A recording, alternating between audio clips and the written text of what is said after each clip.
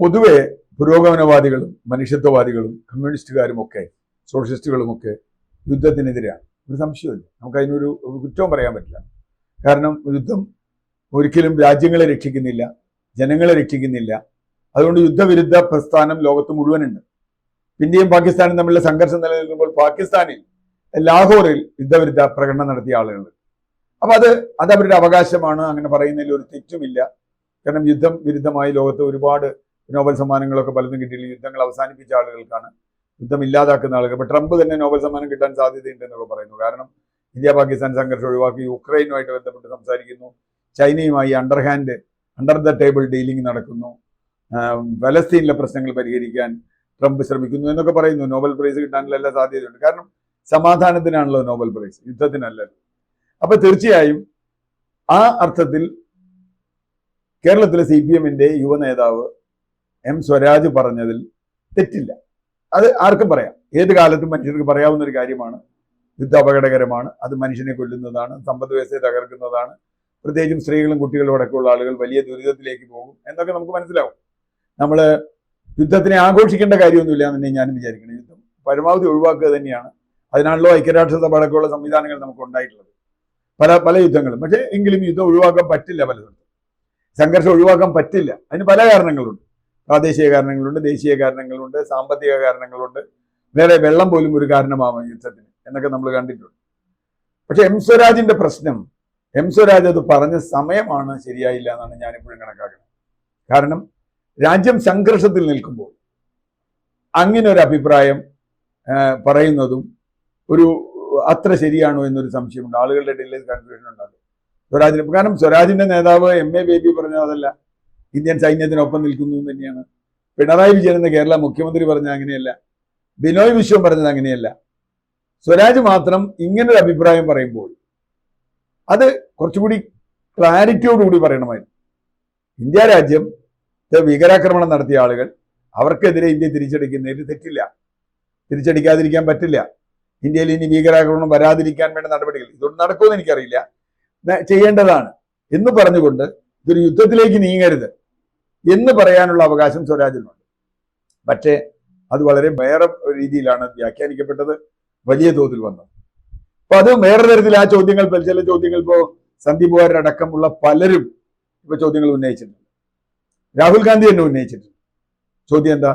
American ഇടപെടൽ ഈ സന്ധിയിൽ എത്രത്തോളം പ്രധാനമാണ് എന്നതാണ് ചോദ്യം. അപ്പൊ അമേരിക്കൻ ഇടപെടൽ ഇതിൽ ഉണ്ടായിട്ടുണ്ട് എന്ന് JD വാൻസ് അടക്കമുള്ള ആളുകളുമായി ബന്ധപ്പെട്ട ഇടപെടലുകൾ, ഇതിപ്പോ ഹിന്ദുസ്ഥാൻ ടൈംസിന്റെ റിപ്പോർട്ട് തന്നെ അത് പറയുന്നുണ്ട്. കാരണം JD വാൻസ് ഇന്ത്യയോട് ഉപദേശിച്ചുവെന്നും ഇന്ത്യയോട് ഇടപെട്ടുവെന്നും അങ്ങനെ ചെയ്തുവെന്നും. ഞാൻ പറയുന്നത് സമാധാനത്തിന് വേണ്ടി JD വാൻസ് ഇടപെട്ടാൽ എനിക്കൊരു വിരോധമില്ല. പക്ഷേ നിക്സണും അതുപോലെ പലരും ഇടപെട്ട്, ജിമ്മി കാർട്ടറൊക്കെ ഇടപെട്ട പോലെ. പക്ഷേ അത് ഇന്ത്യയുടെ പരമാധികാരത്തെ ചോദ്യം ചെയ്യുന്ന തരത്തിലാണോ ആ ഇടപെടൽ ഉണ്ടായിട്ടുള്ളത്? യുദ്ധം നിർത്തണമെന്ന് ഇന്ത്യയോട് അമേരിക്ക പറഞ്ഞുവോ? അങ്ങനെ പറഞ്ഞുവെങ്കിൽ അത് വളരെ അപകടം പിടിച്ചൊരു സംഗതിയാണ്. കാരണം ഇന്ത്യ ഒരു പരമാധികാര റിപ്പബ്ലിക്കാണ്. ഇന്ത്യയുടെ ജനങ്ങളാണ്, ഇന്ത്യയുടെ ജനങ്ങൾ തെരഞ്ഞെടുത്ത ഗവൺമെന്റാണ് ഇന്ത്യയിലുള്ളത്. അവരാണ് അക്കാര്യത്തിൽ തീരുമാനമെടുക്കേണ്ടത് തന്ത്രപരമായി. ആ ചോദ്യമാണ് രാഹുൽ ഗാന്ധി അടക്കമുള്ള ആളുകൾ ചോദിച്ചിട്ടുള്ളത്. യുദ്ധത്തിലേക്ക് കാരണമായ ആളുകൾ, ഈ യുദ്ധത്തിൽ ഇന്ന് കാരണമായ പഹൽഗാമിലെ ആക്രമണത്തിലെ പ്രതികളെ പോലും നമുക്ക് ഇതുവരെ കിട്ടിയിട്ടില്ല. അവരെവിടെയോ രക്ഷപ്പെട്ടു. അതിർത്തിയിൽ നിന്ന് നൂറുകണക്കിന് കിലോമീറ്റർ ഉള്ളിൽ വന്ന് ആയുധം ഉപയോഗിച്ച് പരസ്യമായി നമ്മുടെ ആളുകളെ കൊന്നതിന് ശേഷം അവർ രക്ഷപ്പെട്ടു പോയെങ്കിൽ ഇന്ത്യക്ക് അതിർത്തി സൈന്യങ്ങളില്ലേ? അവരെ കണ്ടുപിടിക്കാൻ പറ്റില്ലേ? എന്തുകൊണ്ട് കണ്ടുപിടിച്ചില്ല? ഇങ്ങനെയുള്ള ചോദ്യങ്ങളൊക്കെ ഉണ്ട്.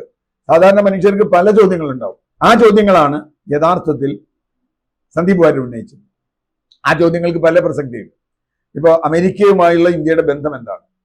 ഇത് പറയാൻ കാരണം വളരെ കൃത്യമാണ്.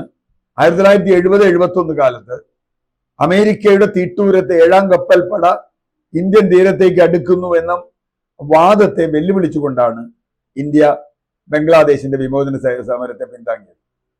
മുക്തിവാഹിനി എന്ന് പറയുന്ന വിമോചന സമരത്തെ പിന്താങ്ങിയത്. കാരണം ബംഗ്ലാദേശിലെ ജനങ്ങൾ മുഴുവൻ പാകിസ്ഥാന്റെ കീഴിൽ നിന്നും മോചനം ആഗ്രഹിക്കുന്നു. അല്ലെങ്കിൽ തന്നെ ഒരു രാജ്യത്തിന്റെ ഒരു കഷ്ണം വേറെ സ്ഥലത്ത്, ഒരു സ്ഥലത്ത് വേറെ കഷ്ണം വേറെ സ്ഥലത്ത് എന്ന രൂപത്തിലുള്ള പാകിസ്ഥാൻ വിഭജനത്തിൽ തന്നെ അശാസ്ത്രീയത അന്ന് പുറത്തു കൊണ്ടുവന്നിരുന്നു. പലരും ഇത് ഉന്നയിച്ചതാണ്. മുസ്ലിം പ്രദേശങ്ങൾ മാത്രം പാകിസ്ഥാനാക്കുക എന്ന് പറഞ്ഞാൽ പാകിസ്ഥാൻ എന്ന് പറയുന്ന ഒരു വികാരം മുസ്ലിം എന്ന് പറയുന്ന മതത്തിന്റെ മാത്രം ഭാഗത്ത് നിൽക്കുമോ? ചോദ്യമായിരുന്നു. ഏതായാലും അന്ന് ഇന്ദിരാഗാന്ധി ഇന്ത്യയുടെ പ്രധാനമന്ത്രി അതിശക്തമായ നിലപാടെടുത്തു. അമേരിക്കൻ 7ാം കപ്പൽപ്പട ഇന്ത്യയോട് യുദ്ധം നിർത്താൻ ആവശ്യപ്പെട്ടു. അമേരിക്ക ഇന്ത്യ ഐക്യരാഷ്ട്ര സഭയുടെ വേദികളിൽ തന്നെ പോയി, ഇന്ദിരാഗാന്ധി വ്യക്തിപരമായി തന്നെ പോയി ഗംഭീരമായി പ്രസംഗിച്ച് അവരോട് പറഞ്ഞു, ഞങ്ങൾ ആരോടും യുദ്ധം ചെയ്യുന്നില്ല, ഞങ്ങളുടെ രാജ്യത്തേക്ക് കോടിക്കണക്കിന് മനുഷ്യർ അഭയാർത്ഥികളായി വരികയാണ്, ആ പ്രദേശത്ത് ജനങ്ങൾ അവരുടെ വിമോചനത്തിന് വേണ്ടി പോരാടുകയാണ്, ആ വിമോചന പോരാട്ടം പാകിസ്ഥാന്റെ ക്രൂരമായ സൈനിക ഇടപെടലും ഞങ്ങൾ അംഗീകരിക്കുന്നില്ല എന്ന് പറഞ്ഞുകൊണ്ടാണ് അന്നത്തെ ഇടപെട്ടത്. നമുക്കറിയാം, ജനറൽ നിയാസി എന്ന് പറയുന്ന പാകിസ്ഥാന്റെ ജനറൽ കാൽക്കൽ വന്ന് വീണ് മീനാക്ഷിയുടെ അടുത്ത് വന്ന് ഇന്ത്യൻ പിന്നെ ഫീൽഡ് മാർഷലായ മീനാക്ഷിയുടെ അടുത്ത് വന്നിട്ട് ഞങ്ങൾ ഇനി യുദ്ധത്തിനില്ല, പരിപാടി ആയുധം വെച്ച് കീഴടങ്ങി എന്ന് പറഞ്ഞ എല്ലാ അർത്ഥത്തിലുമാണ്. അങ്ങനെയാണ് ബംഗ്ലാദേശ് വിമോചനമാകുന്നത്. അന്ന് അമേരിക്കയുടെ തീട്ടൊരുത്തി ഇന്ത്യയെ തീർത്തിരുന്നു. ആ ചോദ്യമാണ് സന്ദീപ് വാര്യരും മുതൽ രാഹുൽ ഗാന്ധി വരെയുള്ളവർ ചോദിക്കുന്നത്. ആ ചോദ്യം നമുക്ക് മറുപടി പറയപ്പെടേണ്ട ഒരു ചോദ്യമാണ്. അതുപോലെ നിരവധി ഓരോ വിഷയങ്ങളെ സംബന്ധിച്ചും ഇതിന്റെ നടത്തിപ്പുകളെ സംബന്ധിച്ചും ഒക്കെ ചോദിച്ചിട്ടുണ്ട്. അപ്പൊ അത് ആ ചോദ്യത്തിൽ ചോദിച്ചാൽ, ഇപ്പോൾ റഫേൽ വിമാനത്തിലെ അഴിമതിയെ പറ്റി ചോദിച്ചാൽ ഒരാൾ രാജ്യദ്രോഹിയാവില്ല. റഫേൽ വിമാനത്തിൽ അഴിമതി ചെയ്യാൻ പാടില്ല. അഴിമതി ഇല്ലാതെ റഫേൽ വിമാനം വാങ്ങണം. മുമ്പ് നമുക്കറിയാം, ബോഫേഴ്സുമായി ബന്ധപ്പെട്ട് ഇന്ന് ഭരിക്കുന്ന BJP തന്നെയാണ് ബോഫേഴ്സിന്റെ വിഷയത്തിൽ ഏറ്റവും കൂടുതൽ ചാടി വീണത്, അല്ലേ? ബോഫേഴ്സിന്റെ വിഷയത്തിൽ രാഹുൽ ഗാന്ധിക്കെതിരായി ഏറ്റവും ആക്രമണം. അപ്പോൾ അന്ന് രാജ്യസ്നേഹമില്ലേ? ബോഫേഴ്സ് ഇന്ത്യൻ സൈന്യം ഉപയോഗിച്ചിട്ടുണ്ട്. മോഡി പ്രധാനമന്ത്രിയായപ്പോഴും ബോഫേഴ്സ് നമ്മൾ ഉപയോഗിച്ചിട്ടുണ്ട്. ബോഫേഴ്സ് തോക്ക് ഉപയോഗിക്കാതെ ഇന്ത്യക്ക് മുമ്പോട്ട് പോകാൻ പറ്റില്ല. അപ്പോ അന്ന് അത് തെറ്റായിരുന്നു. ബോഫേഴ്സ് വാങ്ങിയതിൽ അഴിമതിക്കെതിരെ പറഞ്ഞത് തെറ്റായിരുന്നോ? എങ്കിൽ ഇന്നിപ്പോൾ റഫേലിനെ പറ്റി ചോദിക്കുന്നത് തെറ്റാണ്. കാരണം സമാധാനത്തിന്റെ ഘട്ടത്തിൽ ഈ ചോദ്യങ്ങൾ മുഴുവൻ ചോദിക്കാനുള്ള അവകാശം ഒരു ജനതയ്ക്കുണ്ട്. അതൊരു ജനാധിപത്യ രാജ്യമാണ്. ഇന്ത്യയുടെ ആരും വീട്ടിൽ നിന്ന് കൊണ്ടുവന്ന പൈസയല്ലല്ലോ, ഇന്ത്യയുടെ പൊതുപണമാണല്ലോ ഇവർ ചെലവാക്കുന്നത്. അത് നമ്മൾ അന്ധമായി ആരും വിശ്വസിക്കാൻ പാടില്ല, വിശ്വസിക്കരുത് എന്നുള്ളതാണ് നമ്മുടെ നാട്ടിലെ ജനാധിപത്യ സംവിധാനത്തിന്റെ. വിവരമുണ്ടാവണം, കാര്യങ്ങൾ അറിയണം, ചോദ്യം ചെയ്യണം, അതിന് ജനാധിപത്യമുണ്ട്. പക്ഷെ അത് രാജ്യത്തിന്റെ സംഘർഷ സമയത്ത് ചെയ്യരുത്. അവിടെയാണ് സ്വരാജിന് പറ്റിയതെന്നാണ് എനിക്ക് തോന്നുന്ന ഒരു കാര്യം. ഇപ്പൊ ശശി തരൂർ വന്നിട്ട് വേറൊരു വിശദീകരണം വന്നിട്ട്, ഇന്ദിരാഗാന്ധിയുടെ കാലമല്ല ഇത്. അത് ശരിയാണ്, സത്യമായിട്ടും ശശി തരൂരിന്റെ ആ വാദത്തിൽ വളരെ കൃത്യമായ ഒരു കാര്യമുണ്ട്. ലോകത്തിന്റെ ജിയോ പൊളിറ്റിക്സ് മാറിയിരുന്നു, ലോകത്തിന്റെ രാഷ്ട്രീയം മാറിയിരുന്നു. ഇന്ദിരാഗാന്ധിയുടെ കാലത്ത് സോവിയറ്റ് യൂണിയന്റെ പിൻബലം ഉണ്ടായിരുന്നു ഇന്ദിരാഗാന്ധിക്ക്. സോവിയറ്റ് യൂണിയൻ എന്ന് പറയുന്ന അമേരിക്കക്കെതിരായ മറ്റൊരു ശക്തി കോൾഡ് വാറിന്റെ കാലമാണ്, ശീതയുദ്ധത്തിന്റെ കാലമാണ്. ആ കാലത്ത് സോവിയറ്റ് യൂണിയൻ എന്ന് പറയുന്നത് ശക്തമായൊരു സംവിധാനം ഇന്ത്യക്ക് പിൻബലമായി ഉണ്ടായിരുന്നു. അതുകൊണ്ട് ഇന്ദിരാഗാന്ധിക്ക് ഇന്ത്യയിൽ നിന്നുകൊണ്ടും പുറത്തു പോയിക്കൊണ്ടും ശക്തമായി ഇവരെ വിരട്ട് പേടിക്കണ്ട, ഞങ്ങൾ അമേരിക്കയുടെ വിരട്ട് പേടിക്കുന്നില്ല എന്ന് പറയാനുള്ള ധൈര്യമുണ്ടായിരുന്നു. ഇന്നിപ്പോൾ അങ്ങനെ ഒരു സംഗതി ഇല്ല ലോകത്ത്. കാരണം ഇന്ന് ഏകധ്രുവ ലോകം എന്ന് പറയുന്ന പോലെ ഒരു വലിയേട്ടന്റെ കീഴിലാണ് ലോകം മുഴുവൻ എന്ന രൂപത്തിലാണ് പ്രവർത്തിക്കുന്നത്. അമേരിക്കയുടെ സ്വാധീനം എത്രത്തോളം ഉണ്ട് എന്നുള്ളതൊക്കെ വേറെ പ്രശ്നം, അതെങ്ങനെ വരുന്നുള്ളതൊക്കെ കാണാൻ പറ്റില്ല. ട്രംപിന്റെ വരവൊക്കെ ആയിട്ട് വേറെ പ്രശ്നങ്ങളുണ്ട്. പക്ഷേ അമേരിക്കയ്ക്ക് എതിരാളികൾ എന്ന് പറഞ്ഞ് അമേരിക്കൻ നയത്തിനെ വെല്ലുവിളിക്കുന്ന ഒരു ശക്തി ലോകത്ത് നിന്നില്ല. ഉണ്ടെങ്കിൽ തന്നെ വല്ല ഭീകരവാദികളൊക്കെയാണ്. അവരുടെ ശക്തി കൊണ്ട് ലോകത്ത് അമേരിക്കൻ വെല്ലുവിളിക്കാനും പറ്റില്ല. കാരണം അതൊരു രാഷ്ട്രീയമാണ്. ആ രാഷ്ട്രീയത്തെ ശശി തരൂർ പറഞ്ഞു തരിക പ്രധാനമന്ത്രിക്ക് അധികം കൊണ്ട് ചെയ്യാൻ പറ്റില്ല. അത് സത്യമാണ്. കാരണം ഇന്ന് ഇന്ദിരാഗാന്ധിക്ക് 7ാം കപ്പൽപ്പട വരുമ്പോൾ ഇപ്പുറത്ത് വേറെ കപ്പൽപ്പട കിഴക്ക് ഭാഗത്ത് വരാൻ കഴിയുന്ന രൂപത്തിൽ അന്നൊരു സംവിധാനം ഉണ്ടായിരുന്നു, സോവിയറ്റ് യൂണിയൻ. ഇന്ന് ആ സംവിധാനമില്ല. ഇപ്പൊ അമേരിക്ക പറയുന്നത് കേൾക്കില്ല, നമുക്ക് പ്രത്യേകിച്ച് വഴിയൊന്നുമില്ല.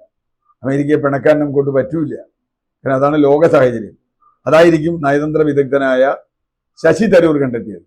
അദ്ദേഹത്തെ നമുക്ക് കുറ്റം പറയാൻ പറ്റില്ല. പക്ഷേ അദ്ദേഹം അത് പറയുമ്പോഴും കോൺഗ്രസ് ഉന്നയിച്ച ചോദ്യങ്ങൾ വേറെ പലതും ഇവിടെ ഉണ്ട്.